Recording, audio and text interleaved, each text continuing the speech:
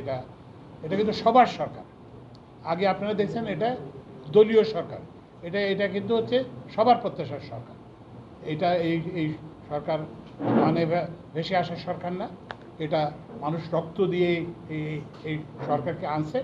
এবং আমরা আমাদের একমাত্র দায়বদ্ধতা হচ্ছে তাদের কাছে যারা আত্মহত্যা দিয়েছে, যারা এখন হাসপাতালে কাতরাচ্ছে, ওদের কাছে ছাড়া আমাদের আর কারো কাছে কোনো দায়বদ্ধতা নেই। এবং আমরা তাদের যে সেই দায়বদ্ধতা এবং এই যে জনগণের যে একটা প্রত্যাশা, জনগণ মানুষ নামছে কেন? কারণ আমরা ভালো করতেছিলাম না। আমরা যে ভালো করতাম তাহলে মানুষ নামতো না।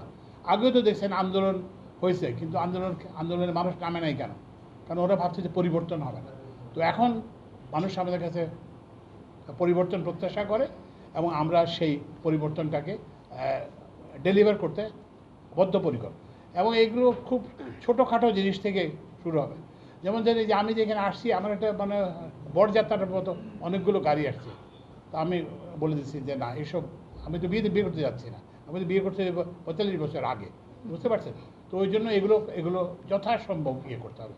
তবে যে আপ্যায়ন টাপ্যায়ন এগুলো আপনি 1 টাকা খরচ, আমি 1 টাকা যদি খরচ বাঁচে সেটাও আপনি অন্য কাজে ব্যবহার করতে পারবেন। আমরা ইভেন 1 টাকা সেভিংস আমরা খুঁজবো। আপ্যায়ন টাপ্যায়ন যত রকম বাহুল্য আছে সবগুলো আমরা ব্যয় সংকোচন করতে হবে। এটা আমাদের মূল স্ট্র্যাটেজি, যে আমাদেরকে খরচ কমাতে হবে কিন্তু সার্ভিস বাড়াতে হবে।